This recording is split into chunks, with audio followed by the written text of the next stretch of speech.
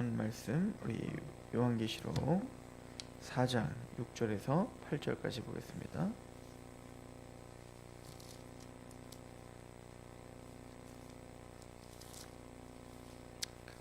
요한계시록 4장 6절 8절까지 말씀입니다. 함께 봉독하도록 하겠습니다. 시작. 보좌 앞에 수정과 같은 유리바다가 있고 보좌 가운데 보좌 주위에 네 생물이 있는데 앞뒤에 눈들이 가득하더라. 그 첫째 생물은 사자 같고 그 둘째 생물은 송아지 같고 그 셋째 생물은 얼굴이 사람 같고 그 넷째 생물은 날아가는 독수리 같은데 네 생물은 각각 6날개를 가졌고 그 안과 주위에는 눈들이 가득하더라. 그들이 밤낮 쉬지 않고 이르기를 거룩하다 거룩하다 거룩하다 주 하나님 곧 전능하신 이시여 전에도 계셨고 이제도 계시고 장차 오시리시라 하고. 아멘. 우리는 계시록 4장을 통해서 보좌, 하나님의 보좌 환상을 보고 있죠.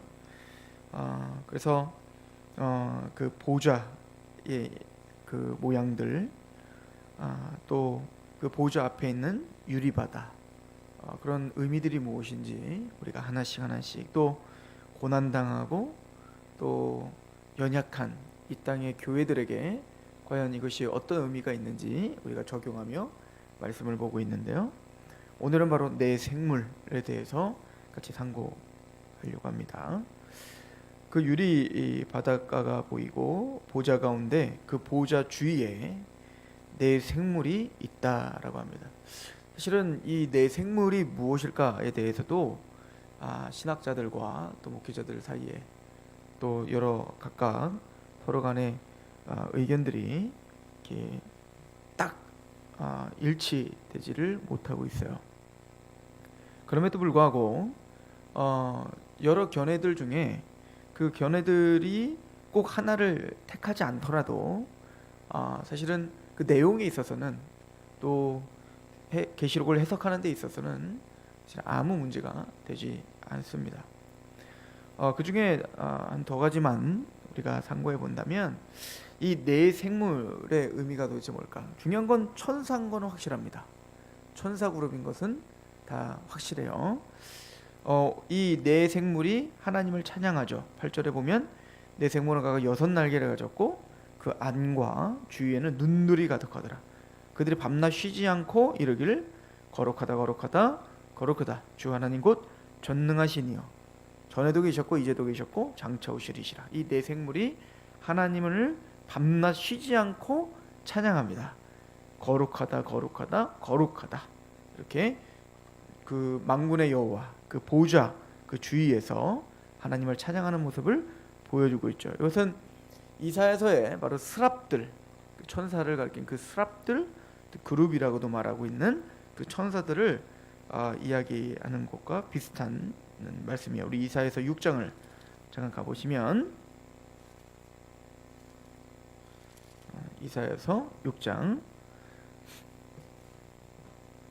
1절부터 보시면 우시야 왕이 죽던 해에 내가 본즉 주께서 높이 들린 보좌에 앉아 계셨는데, 또 보좌 환상을 이사야가 본 거죠. 그의 옷자락은 성전에 가득하였고, 사실은 이 말씀도 이거는 그 예수님의 그 옷, 긴 옷을 입고 계시는 그것과 또 연결된 말씀입니다. 2절에 그 보좌에 스랍들이 모시고 섰는데 각기 6날개가 있어 그 둘로는 자기 얼굴을 가렸고 그 둘로는 자기의 발을 가리었고 그 둘로는 날며 서로 불러 이르되 거룩하다 거룩하다 거룩하다 만군의 여호와여 그 영광이 온 땅에 충만하도다 하더라.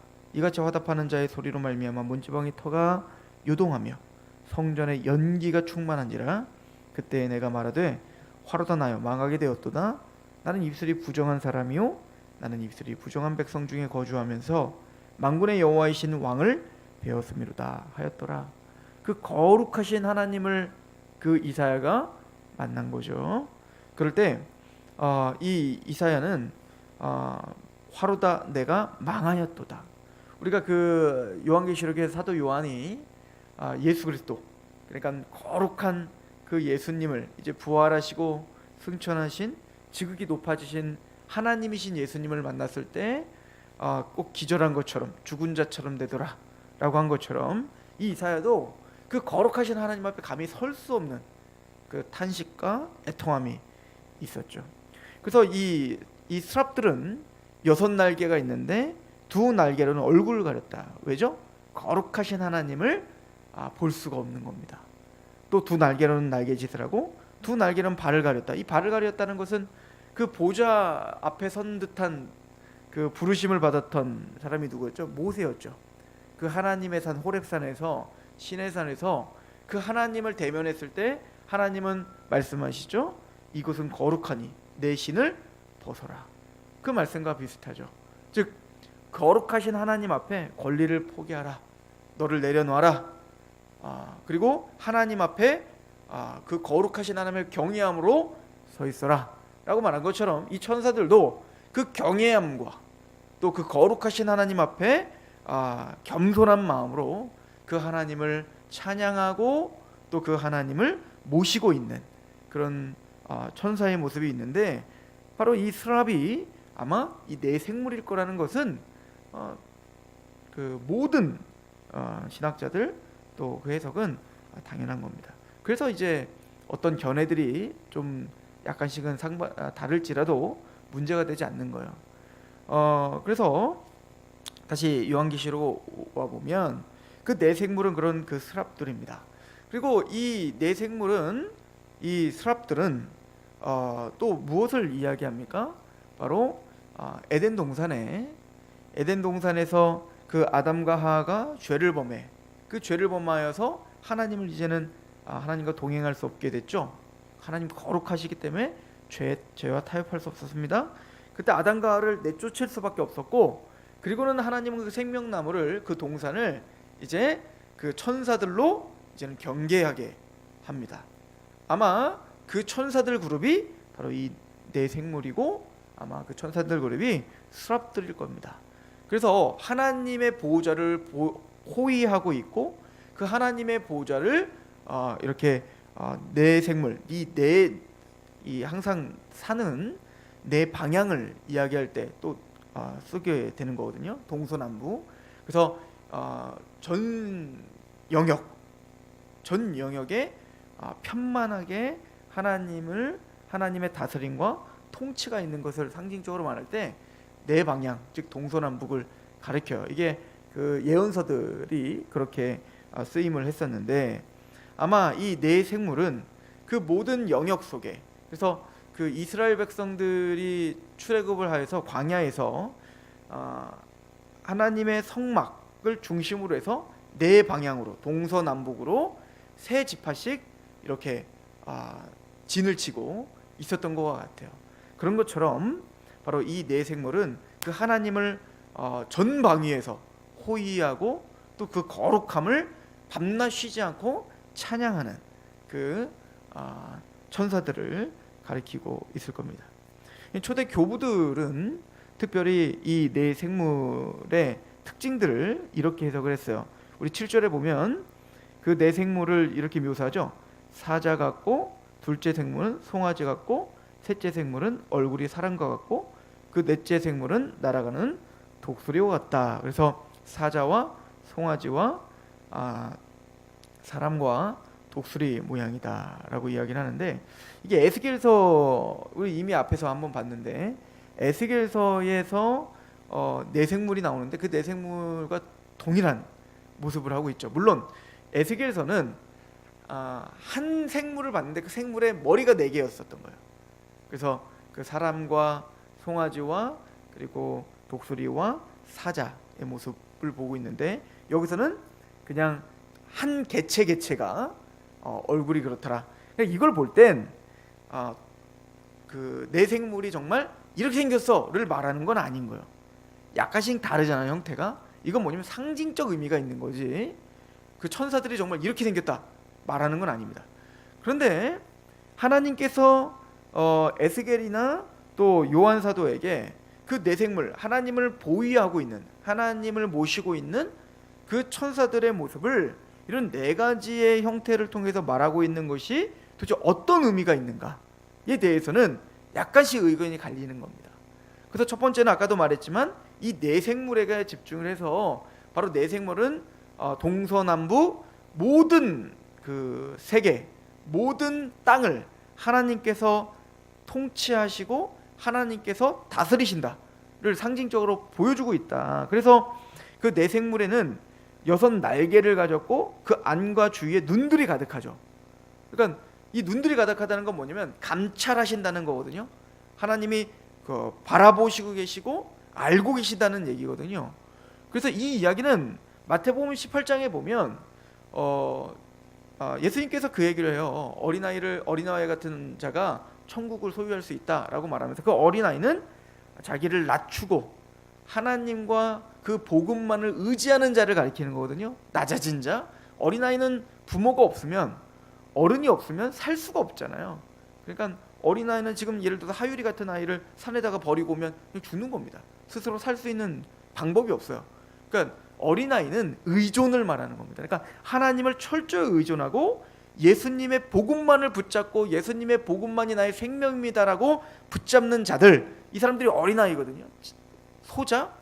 근데 그 어린아이들 하나를 실족하게 하면 연자맷돌을 목에 달리우고 차라리 바다에 빠치는 게 낫다라고 이야기를 하시죠. 그리고는 뭐라고 하냐면 너희에게 실족하게 하는 일이 없을 수는 없으나 실족하게 하는 그는 반드시 심판하겠다라고 말합니다. 그리고는 하나님께서 뭐라고 하냐면 내가 나의 천사들이 항상 하나님을 배웁느니라. 이게 뭐냐면 지금 그 어린아이와 같은 소자들이 항상 실족하게 하는 그런 상황과 환경과 사람, 그러니까 교회 입장에서는 그것은 뭐죠? 고난이고 고탕이죠. 그런데 그럴 때 우리는 항상 고백하는 게 뭐냐면 하나님이 계시지 않는 것 같습니다 라고 이야기하는 겁니다. 하나님의 부재 중인 것 같습니다. 내 기도를 듣지 않는 것 같습니다. 이것이 우리의 어찌 보면은 힘듦이고 또 하나님께 울부짖는 또 기도의 하나의 울음이죠. 그래서 나중에 요한계시록 이제 6장에 가면 하나님의 백성들이 하나님 앞에 언제까지 의인들을 이렇게 고통을 당하게 내버려 두실 겁니까? 라고 하는 탄식의 기도를 한단 말입니다. 그래서 이것은 또 우리만의 문제가 아니라 이미 가인에게 처죽음을 당했던 아벨의 피부터 시작하여 모두가 하나님께 호소하고 있느니라, 신원하고 있느니라 이렇게 말하고 있거든요. 근데 그 마태복음 18장에 예수님께서 하시는 얘기는 뭐죠? 그러나 지금은 하나님이 꼭 안 보고 계시는 것 같고 너희 기도를 안 듣는 것 같지만 하나님은 천사들을 통하여 지금도 계속 보고받고 있다, 이 얘기를 하고 있는 거거든요.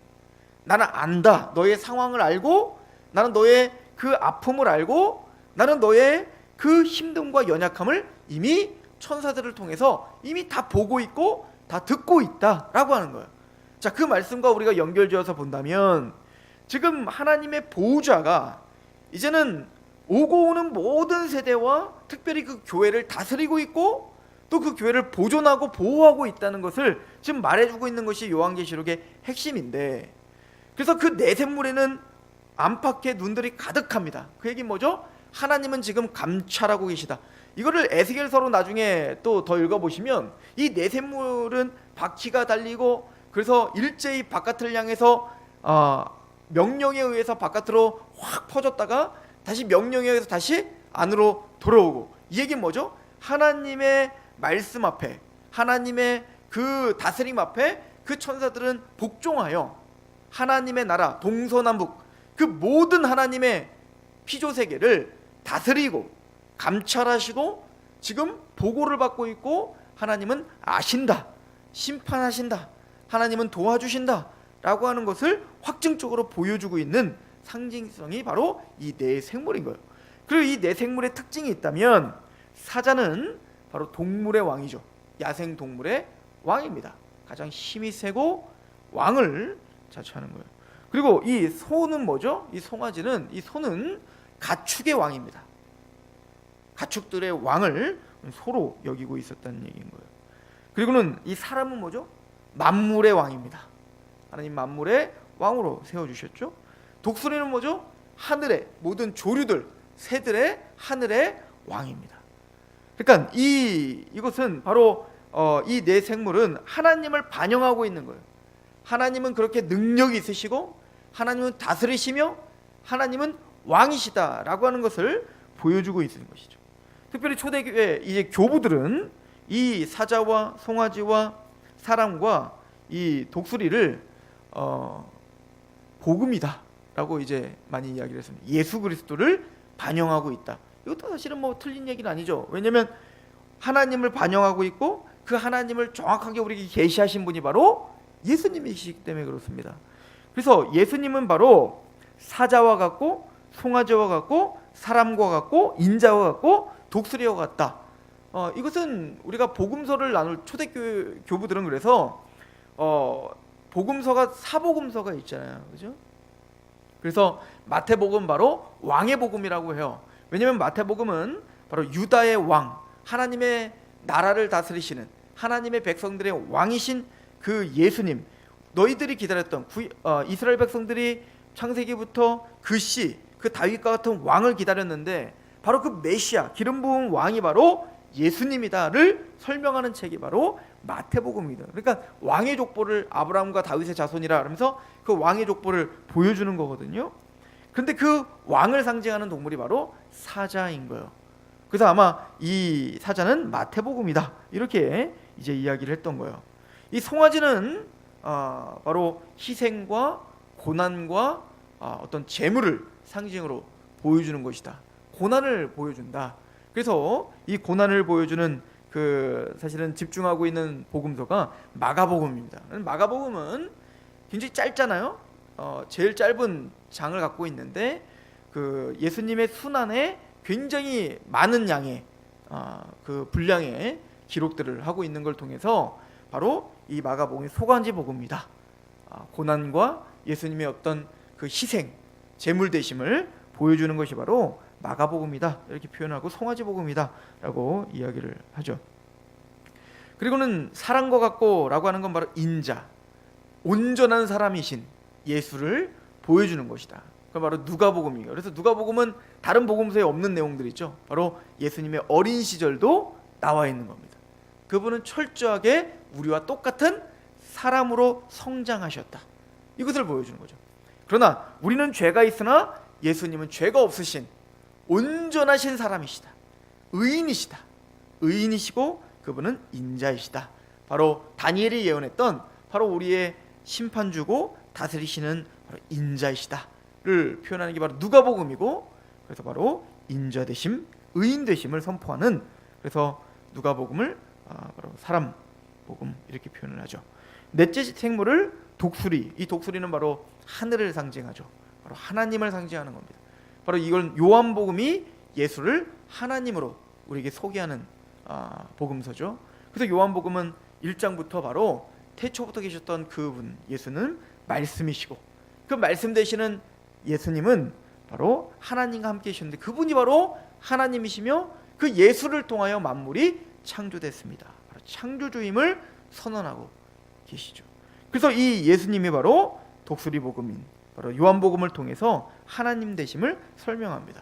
그래서 우리는 하나님을 알려면 바로 예수 그리스도를 통해서 하나님을 볼 수 있고, 그 예수님은 하나님을 온전히 우리에게 보여주시고 계시는데 하나님이 어떤 분이신지, 어떤 사랑과 어떤 거룩과 어떤 공의를 갖고 계시는지 우리에게 정확하게 계시하시는 분이 바로 예수님이시고, 그 예수님 자체가 바로 하나님이신데 그 예수님은 바로 이 땅의 왕이시다는 거예요. 근데 왕이신데 어떤 왕이시죠? 섬김을 받고 뭔가 군림하려는 왕이 아니시라 예수님은 이 땅의 유대의 왕으로서 자신의 백성들을 위하여 송아지처럼 죽임을 당하시는, 고난당하시고 죽임당하신 왕이시다.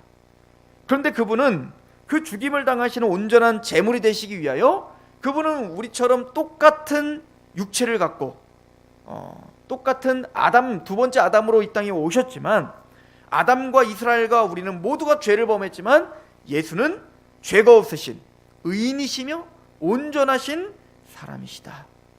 그래서 그분은 우리의 온전한 후속 제물이 되실 수 있었다는 것이죠. 그리고 그분은 바로 하나님이셨다. 독수리를 통해서 하나님이시다. 우리는 예수님을 영접했다, 예수님을 믿는다 할 때는 이 네 가지를 다 믿어야 되는 거예요. 그분은 하나님이시며, 그분은 우리의 왕이시며, 그분은 우리의 구속을 위한 제물이 되시며, 그분은 온전한 사람이셨다. 이것이 온전한 예수 그리스도를 믿고 있는 거예요. 그래서 나중에 보면 성막과도 이게 연결이 되죠. 성막의 문이 그렇고 또 성막 안에 있는 그 천장이 그렇고 항상 네 가지 색깔로 술을 짜게 되는데 청자 홍배요.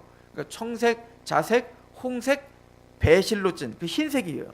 그러니까 청색은 바로 하늘을 상징하는 바로 하나님이심을, 그래서 독수리와 같은, 그리고 이 자색은 왕을 상징하는 왕의 도포를 말합니다. 즉 사자와 같은 왕을 상징하는 바로 예수 그리스도는 왕이심을, 또 홍색은 고난을 상징하는, 또 대속을 상징하는 송아지와 같은, 그래서 마가복음인 바로 예수님은 우리의 대속 제물이 되심을 이야기하고 있는 거죠.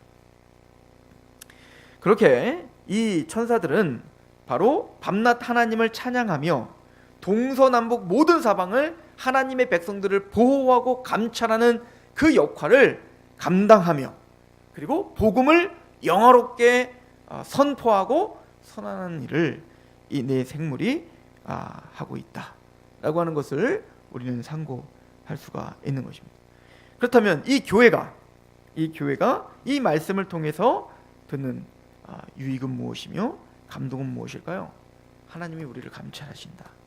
하나님이 우리 아픔을 아시고 하나님은 우리를 돕고 계시며, 그 천사들을 통하여 우리에게 마땅히 지극히 찬양해야 될 우리가 갖고 있는 그 복음이 얼마나 영화로운지를 찬양하고, 그것이 얼마나 영광스러운지를, 그 예수님이 우리에게 어떤 일을 행하셨는지, 하나님이 우리에게 어떤 일을 행하셨는지를 알고 밤낮 쉬지 않고 찬양했던 거룩하다 거룩하다 거룩하다 주 하나님 곧 전능하시니요 전에도 계셨고 이제도 계시고 장차 오실 그 하나님을 지극히 높이고 그 복음을 반영하며 그 복음을 찬양하고 있는 그 내 생물을 통해서 우리의 마땅한 찬양의 제목이 무엇이며, 또 그 하나님이 우리에게 어떻게 행하셨으며, 또 하나님이 우리의 지금 상황을 하나님 백성들 안다.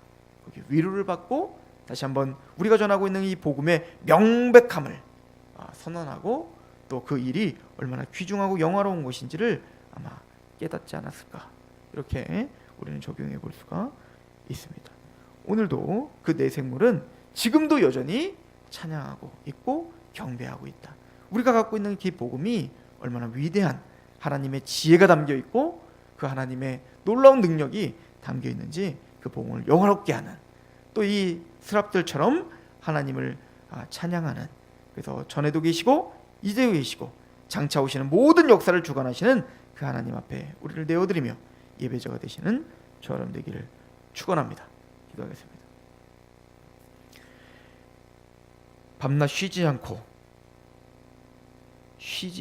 그치지 않으며 끊임없이 영원히 하나님을 찬양하는 그룹들처럼 두 날개로는 그 거룩하신 하나님 앞에서 그 거룩함을 볼 수 없음을 그 겸손함으로 눈을 가리고, 두 날개로는 그 거룩한 곳에 내 신을 벗으라 말씀하셨던 그 경외함으로 그의 발을 가리며, 두 날개로는 하나님이 주어준 그 사명을 감당하기 위해 끊임없이 부지런히 하나님을 찬양하며 일을 하고 있는 그 그룹들처럼 우리가 하나님 앞에 그 거룩하신 분 앞에 겸손하게 또 경외하는 마음으로 서서 주를 밤낮 쉬지 않고 찬양하고 주의 일에 충성을 다하는 하나님의 백성들이 되게 하옵소서. 우리의 하나님이시며 우리의 왕이시며 우리를 위한 대속제물이 되셨으며 온전한 사람이신 예수 그리스도 우리의 복음 앞에 무릎 꿇고 경배하며 영화롭게 하는 하루가 되게 하옵소서. 예수 그리스도의 이름으로 감사하며 기도합니다. 아멘. 하나님께 찬양합니다. 우리가 기도